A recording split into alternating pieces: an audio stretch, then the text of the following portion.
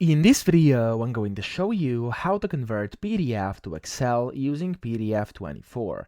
Now, the first thing you have to do inside your toolbox is you want to click on Convert PDF to, and when you do that, you have to choose the file which you wish to convert into Excel. I'm going to click on here, and then click on this file and click on Open.